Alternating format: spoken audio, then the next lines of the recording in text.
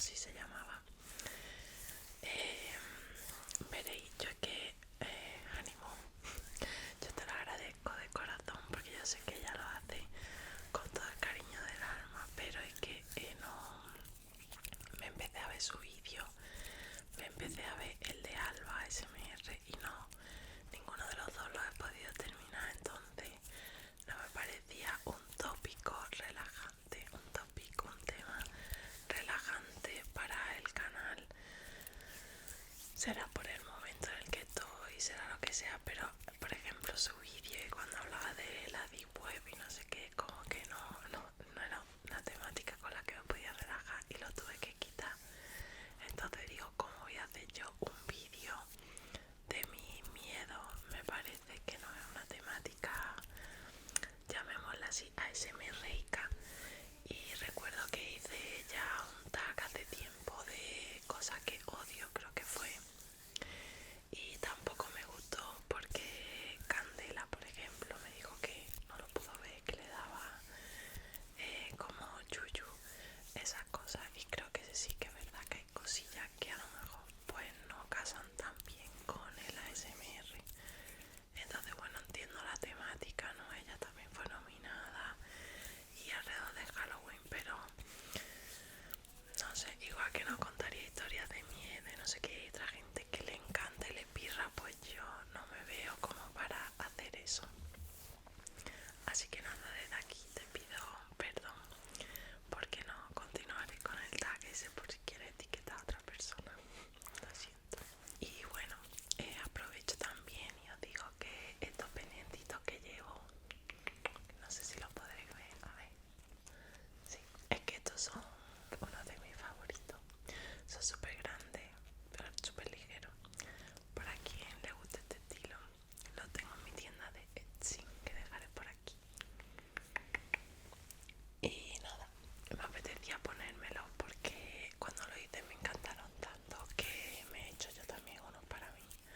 ¿Por qué no? Why not? Entonces digo, bueno, pues os lo voy a enseñar. Tilín, tilín. Vale. Bueno, pues ahora sí que sí, voy a pasar a nombrar y a deciros qué sonido y qué cosas os vais a encontrar en el vídeo. Vale, no son muchos, pero mi memoria es limitada, así que lo voy a leer, ¿vale? Muchas gracias a todos los miembros